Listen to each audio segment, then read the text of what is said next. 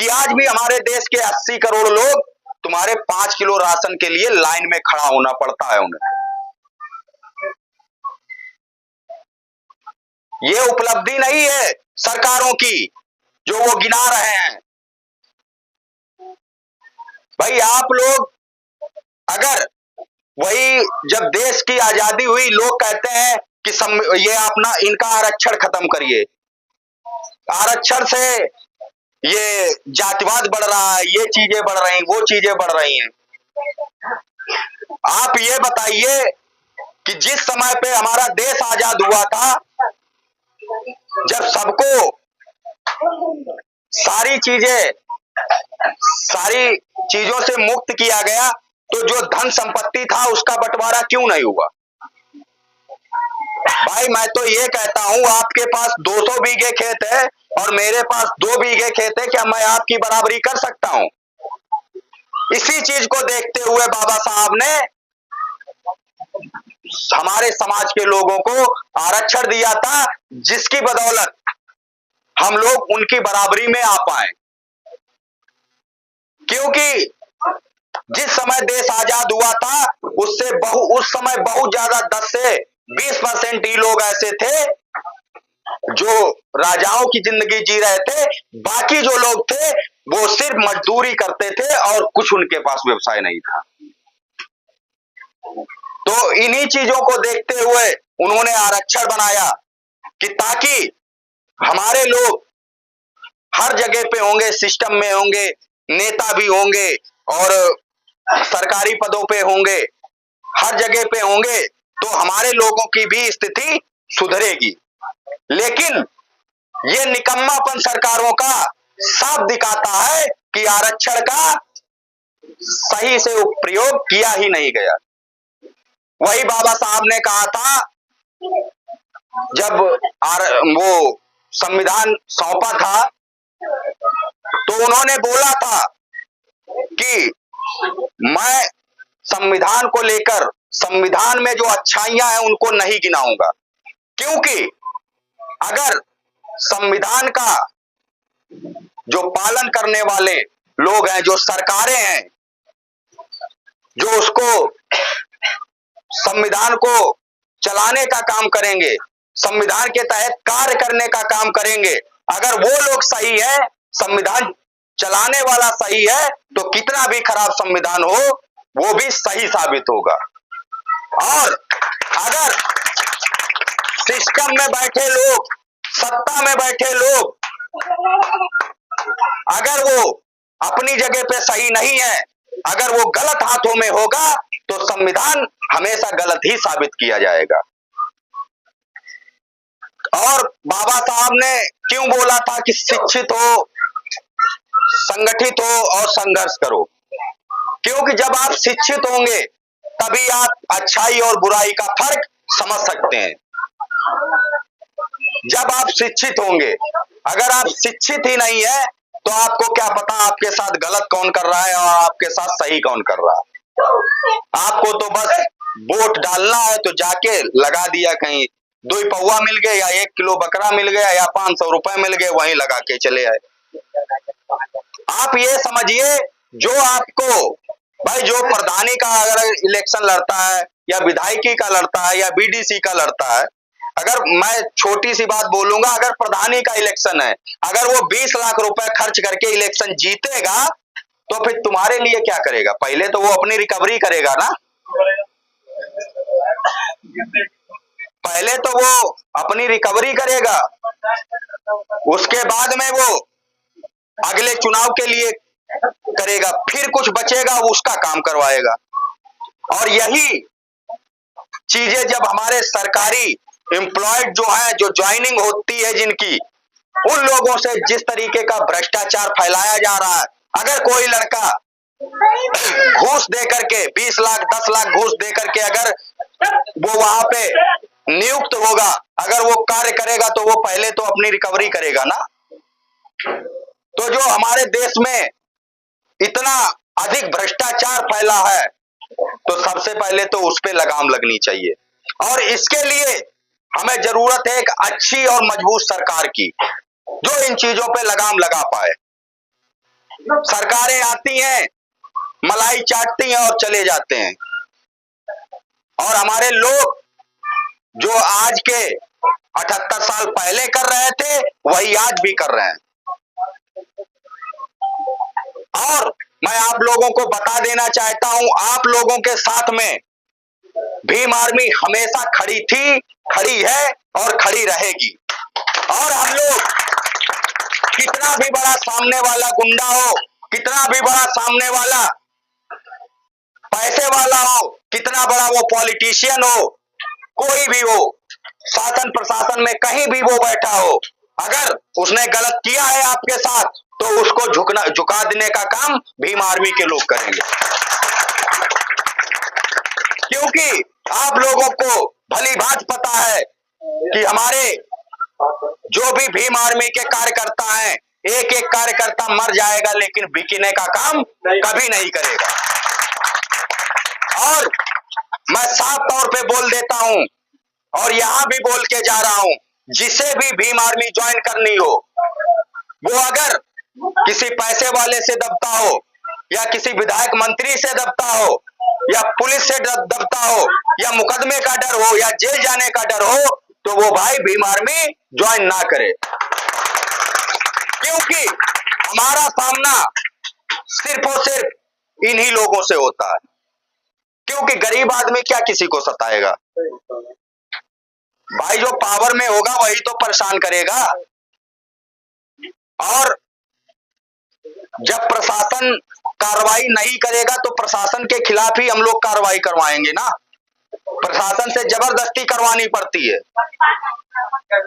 तो ये चीजें हैं कि हम लोगों को इन्हीं लोगों का सामना करना पड़ता है। अगर किसी को किसी चीज से डर लगता हो तो वो लोग भीम आर्मी ज्वाइन ना करें।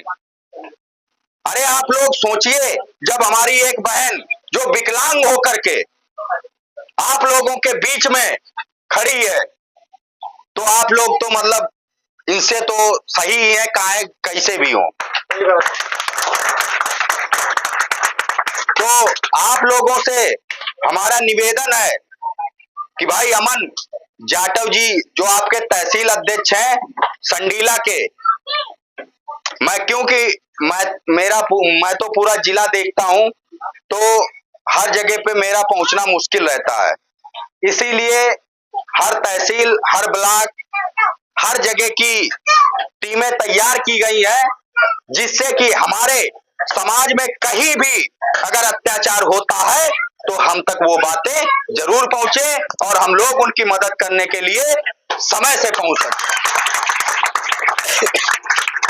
और आप लोगों को बता देना चाहता हूं कि अगर आपको कोई परेशान करता है, आपको प्रताड़ित करता है, तो एक बार आप फोन उठा करके भीम आर्मी के किसी कार्यकर्ता को फोन करके देख लीजिएगा। आपके रिश्तेदार उस जितनी जल्दी नहीं आ पाएंगे, उससे पहले आपके दरवाजे पे भीम आर्मी का कार्यकर्ता खड़ा मिलेगा। और मैं करण वर्मा पासी जो भीम आर्मी का जिला अध्यक्ष हूं, आप लोगों से मैं वादा करता हूं कि आपके सम्मान और स्वाभिमान और हक अधिकारों की लड़ाई जब तक हमारे शरीर में जान है तब तक मैं लड़ता रहूंगा।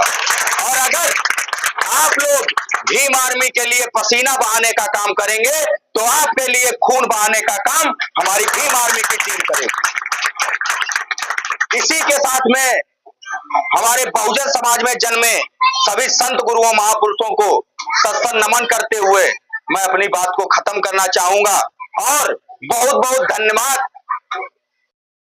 ये जो गांव है शमशेर नगर, यहाँ के लोगों का बहुत बहुत आभार जो आप लोगों ने यहाँ मुझे बोलने का और बुलाने का मौका दिया। क्योंकि आप लोग अगर ना बुलाते तो शायद मैं नहीं जान पाता कि हमारे शमशेर नगर में भी सैकड़ों भीम सैनिक मौजूद हैं।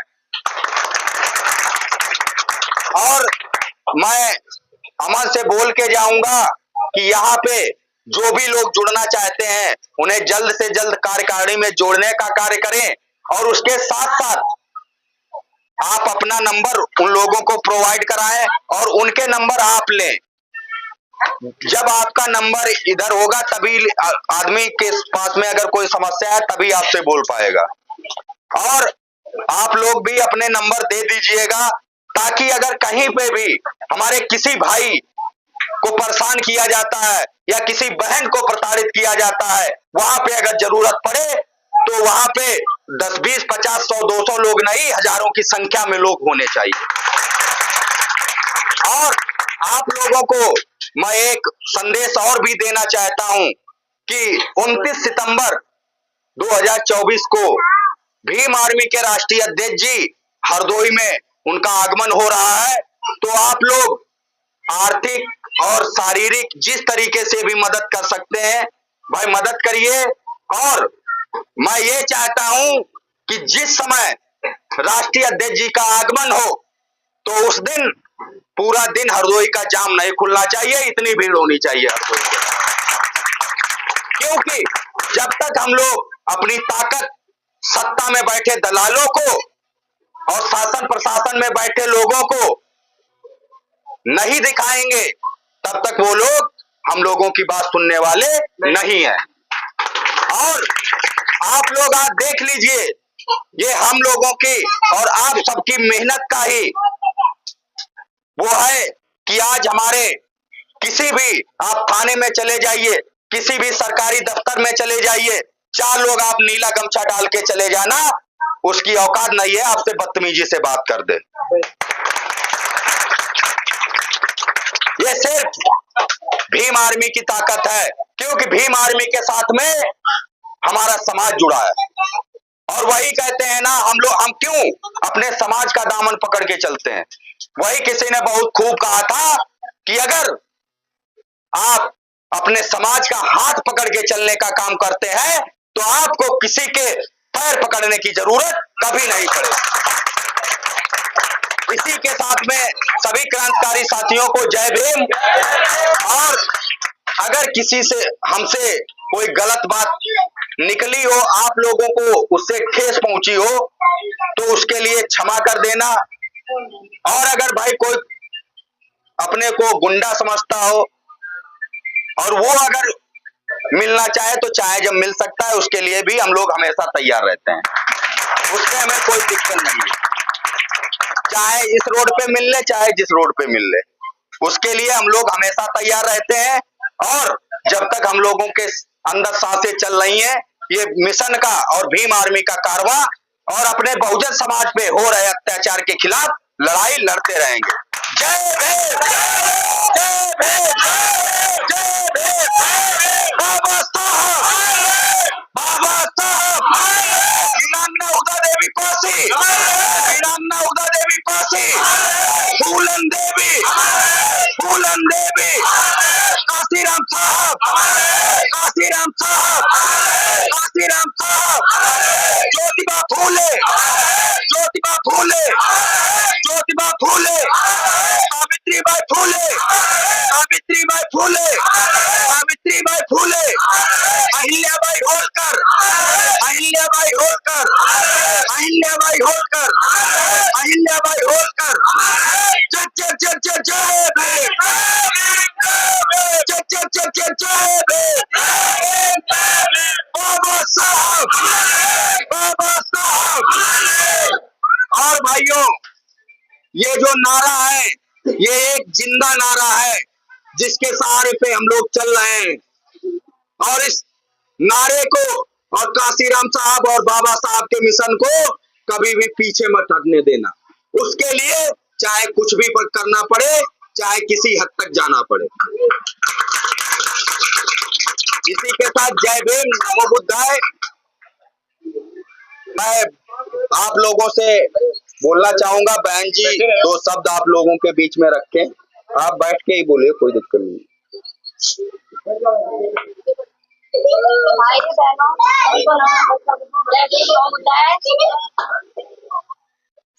आप लोग देखिए, इसमें जुड़िए और अंधविश्वास में नहीं पड़िए। और जब से अपने बाबा साहब की खुद भगवान की मैंने रास्ता भी पकड़ी, सबसे अच्छे सब चल रहे हैं। और भैया लोगों को सदस्य तमीज बनाए हो तब हमें। ना, इतनी तमीज नहीं है। अमन जाटव भैया ने